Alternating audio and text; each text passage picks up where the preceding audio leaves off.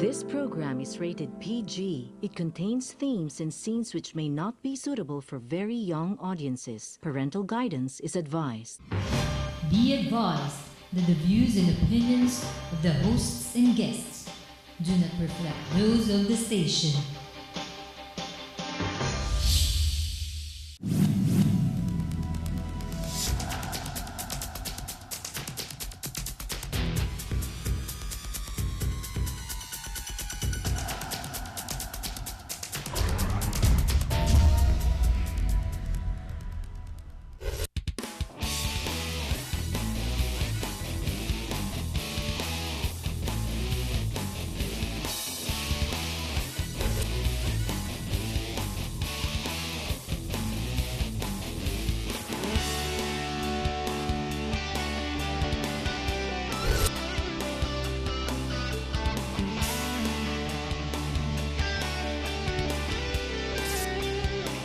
You are what you watch. Hello, my name's Harrington Watko. Welcome to our program. We have 6 days to go, and then we have the election. We will find out if the surveys were telling the truth. Well, it's very difficult because now everyone is number one, so they say. Alam mo, nakakapagtaka nga between Channel 7 and Channel 2, silang dalawa number one, di ba? So, sino kaya talaga number one? May nagsisinungaling. Ganon din ang Philippine Star, ganon din ang Inquirer, ganon din ang Bulletin. Tatlo pa yun. Silang tatlo, number one. Someone's got to be telling a lie. Someone's got to be telling the truth. But what is the truth? How can you and I handle it? Every election is divisive. I'm sure it's talagang, we see it in America, we've seen it everywhere. Gee, in Brazil, it's gotten so bad after producing their president, now they want to take her down. Didn't we just go through that about a couple of years back? Well, nevertheless, we've got a lot of contentious candidates, and everyone's out on the road in the deep sun, burning themselves, trying to get everyone's vote.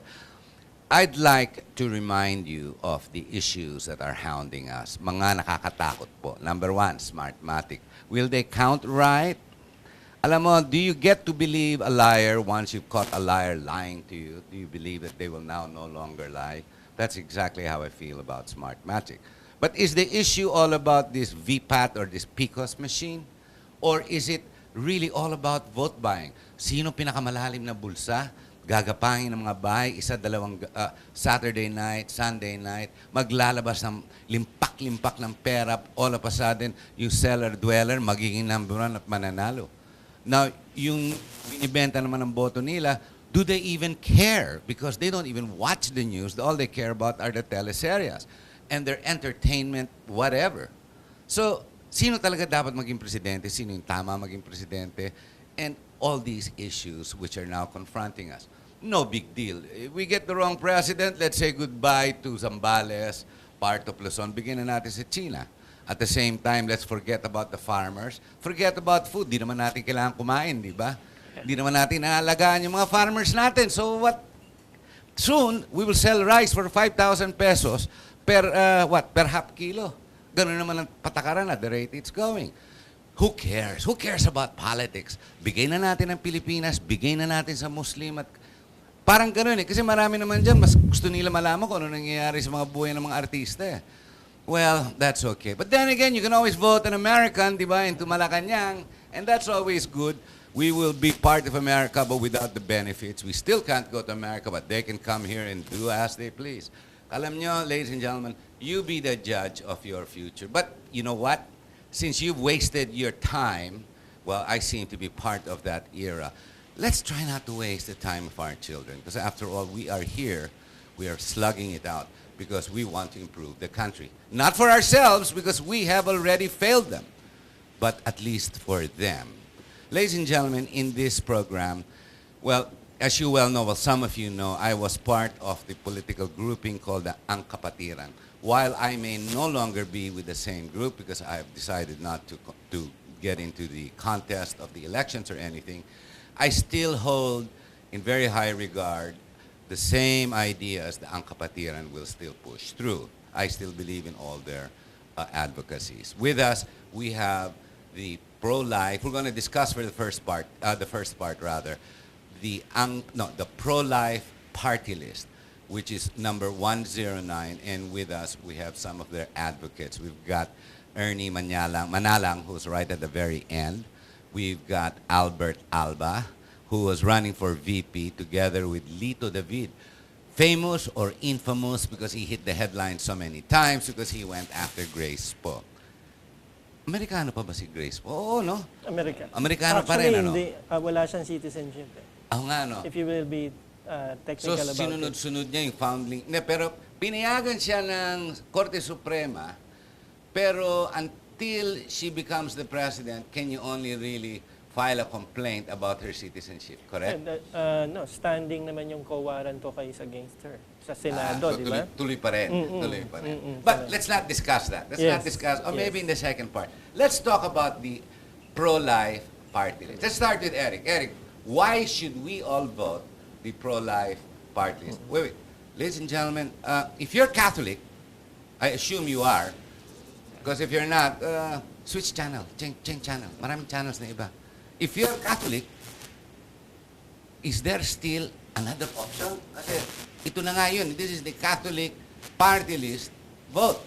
But then again, baka may kaibigan ka na gusto maging congressman, may relative ka, or employer mo galing sa iba, or what not, then yun yung boboto mo. Pero, kung Katoliko ka, listen, Eric. Well, Harry, I'm sorry, I was being a little sarcastic there. A bit pushy, but go ahead, Eric. the pro-life party list is actually not only for Catholics, because the advocacy for family and life includes everybody. True. And it's the foundation of what we are supposed to be. If one cannot defend or promote family and life, one can already be assumed that they can trade off anything else. Okay? But you're talking Catholics. Ganun ang Catholic.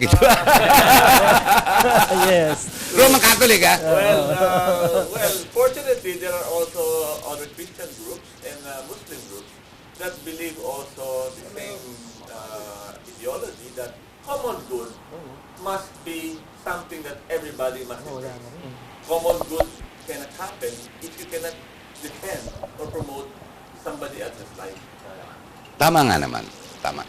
Why the pro-life party list? Why the common good? Why not the other party list? Why specifically ang pro-life party list? Albert? Well, pro-life, there are, because in a party list you need just about maybe 3 million votes to put a seat, three Congress seats. 3 million na ba ngayon? 1 million lang. Kaya mo ng tatlong 1.2. nominee. Oh, 1.2. Oh, Okay. 1.2. So, for example, there's another pro-life party list, ang Buhay. Oh, buhay party. So they were able Pero to- ano yan eh, born again yan, di ba kay Brother Mike? Not born again. Catholic pa rin. Yeah, but they still... Pero hindi naman pari si Brother Mike.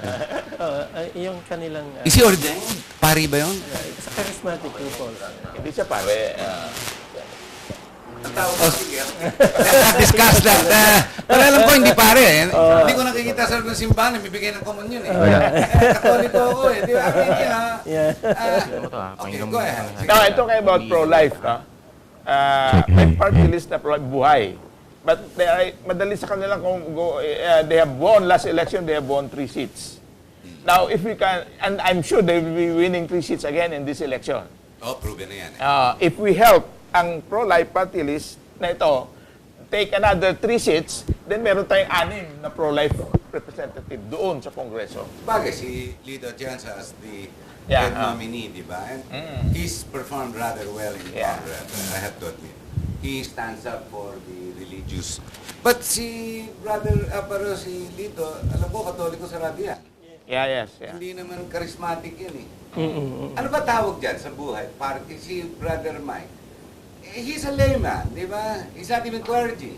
Yes. He's a servant leader of El Shaddai. Catholic Charismatic Community. Servant leader na pwedeng ibulsa yung income ng simbahan. Ikaw talaga. Ibigay lang natin sa simbahan. Miski yung parang hindi niya dapat ibulsa eh. Di ba parang gano'n? Parang gano'n. Let me change mics. I think I'm having problems with this. Okay. So, it's not buhay. What you want, Albert, is ipasok natin ang pro-life para we have more of a presence in Congress, para when these bad representatives come down with their issues of death, di ba, or whatever, di ba, gay marriage, divorce, di ba, pinapasukan na tayo niyan eh. Yeah. May boses ang simbahang Katoliko. Am I right? Yes, yes. The more pro-life people we have there in Congress, it is better for us. Whether they are Catholics or born-again Christians or Muslims, for so long as they believe in pro-life, they are pro-life and pro-family. Ayaw nila sa divorce, ayaw nila sa abortion, may mga Muslims din na gano'n eh. Gano'n na ba nangyari ngayon na kailangan ipaglaban? I would think humans would promote pro-life. Don't kill me, I want to stay alive, di ba? I mean, you would think that's a normal reaction. It's not the case, is it? It's not. Yung recent efforts kasi, for example, ng Western countries, no? Even the United Nations, is for countries like us to imbibe, no? Doon sa value system natin, yung katulad ng value systems nila. For example, Pero hindi naman sila Katoliko eh. Hindi Merry Christmas doon. Happy Holidays, whatever that means, di ba? Precisely. If they can get rid of the Catholic faith in the Philippines, they will do that, which they've been trying to do, di ba? Now, bakit ang pro-life party list? It's because Wait, I don't understand that. The Pope was just there. Xi Jinping came in almost the same time the Pope was there. Xi Jinping realized, considering the power, the economic power of China and what they do, nataboy siya, di ba? All the media went and followed the Pope. Di ba? Parang gano'n naman. Even the Economist magazine agreed to that the rock star was the Pope. Yes. And yet, you're saying America is going away from that. So, wala nang Katoliko sa Amerika? Wala na? Meron ko konti na lang. Grabe naman. So, tayo na lang pala natin. Ever since naman America is a Protestant nation, di ba? Sa bagay, Ever since. sa bagay. Protestant Two-thirds. yan. Hindi naman Roman Catholic. And Hindi the gaya others natin. are pretending to be Protestants also, the Catholics. To stay alive. But here, you're saying there is a need to protect our faith, and that's why we have to put the pro-life party list into government? Well, actually, it's not just a matter of faith. It's a matter of being able to protect the ideology of the common good. Imagine, Harry. It's so simple, and yet you make it sound so simple. Yeah. Parang, is there a need to keep going like that? Well, you look at what's happening now. Why is there all of these issues? People love environment, but they forget why they're doing it. You're doing it because of life. People love to get more livelihood, but it's more related to life. Alam mo si Eric, nagiging parang pari na eh. Maybe you can help expound on that. I'm gonna fix his mic anyway. The camera will be on you. Sige, Lito. Hindi. Yung sinasabi ni Brother Eric is clearly, for so many decades already, yung attempt to secularize society has been there. So, So our faith is in danger and it's Yes. under attack is what you guys are saying. It's being sidelined. And the faith carries yung ating value for humanity. Precisely because of that, na kaya tayo pinipilit na ma-sideline. Yung faith natin particularly is based on our love for humanity. Right? Everything that is about humanity. So even the ideology of common good is about humanity. So ang attempt na ginagawa is really to secularize everything. Everything becomes relative, no? I call it nga yung nagkakaroon na ng absence of morality, not immorality alone, no? The standards of behavior, the standards of morality is already gone. We are now becoming an amoral society. That's precisely why we want to put pro-lifers in Congress so that we can reestablish morality in society. Yun. Hindi ba bang nag-uumpisa ang Congress, nagdadasal sila? Tuwing nag-uumpisa, tuwing umaga. So far. Di ba, no? I mean, pagkaalam ko, miski mga departments of government, di ba, the flag ceremony, tapos may invocation yan, magdadasal yan. Ano nangyari? Miski kung mga congressman ba, congresswomen, na wala ng pagka-faith-based nila? Actually, yan din ang reklamo ni Lord noon pa, during his time, sa mga Pariseo. They honor me with their lips, but their heart is far away from me. God, that sounds like a politician's voice. Yeah, that was Jesus' voice. In the wilderness. Ngayon, mabalik dito ngayon kasi we have the same. Look at what we have now. Meron tayong presidential candidate who naniniwala na papatay siya ng tao. And yet, he has a lot of supporter. Yung mga buhay na lang, natatakot mamatay. Ayun, patay naman, gusto mabuhay. Ay, ang sa Congress, nagsa-start sila with the national anthem and then the prayer, no? In the Senate, we start with the prayer and then the national anthem. You see the difference, no? There's a big difference already. When you start an activity with the national anthem, you put more emphasis on the secular nature of the activity. No? Baliktad dapat. Oo, Always dapat, invocation first. yes, God, country, and then Family. di ba? Family. Mananalo ba, Eric, ang party list? Ang Prolife? Prolife? Kasi alam mo, to win today, number one, you have to buy media. That means, malalim bulsa mo. Number two, di ba, pwede kang mag-ads. Number two, vote buying. Kailangan bili mo yung taong bayan, bayaran mo para bumoto sa'yo. Number three, dapat hawak mo yung Picos, tsaka Smartmatic. Mananalo ba ang Prolife? Well, we don't have the money that other party lists have. No, but even if you did, you wouldn't spend it like that. What we're doing is we're rifle shooting because we just need to get one seat. You need about 300,000 votes. Yeah. Now, if we get 1.2 million votes, then that means we have a full slate covered. We have been going around several targeted areas like Davao, where there's a very big group of Catholics and Christians that are committed to campaigning for us. And as a matter of fact, all we have to do is give the materials and they're Content, and they do it, they duplicate it, etc. In the Visayas regions, particularly the Ilonggo Speak, we have a very big Catholic charismatic group called Anjos Gugma, and they actually we were there yesterday, and they had about 25,000 people at the Iloilo Stadium. Wow. Okay, and that's not everybody. They say that there are at least 40,000. So That's pretty good. Yeah, in Cebu we have also a pro-lifer leader there that has been going head to head with the other party lists, and of course this is not the first time we're running; it's the second time. We managed to get 150, 170,000 votes before the COBELEC stopped the count to declare the first 8 senatorial votes, and after that, hell broke loose. So in 3 days or 4 days we had that, and then after that, wala, it was already. Okay, we're gonna have to take a short break, gentlemen.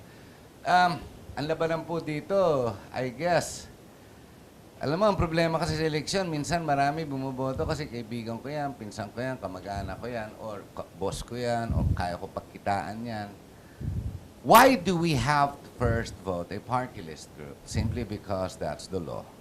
As much as I don't agree with it, it seems this is the only way that you can get proper representation based on the political structure. So there is nothing to contest there. Since you have to vote for one party list and you can only vote one, how can I suggest this? Ako, simple lang. Katoliko ako. I don't even want to call myself Christian. I'm Roman Catholic. That's what I grew up to be. And isa lang condition ko. Pro-life. Period. When we come back, ladies and gentlemen, we're going to try to discuss the realm of the political arena that seems to be going out of sync, and where people are going, why, and are their surveys correct? Are we in danger? Is the country in danger? Is God in danger? We already established in this first part. You have to vote the pro-life party list, if only for the sanity, the sanctity of life. When we come back, let's tackle the presidency and the vice presidential race. We'll be right back.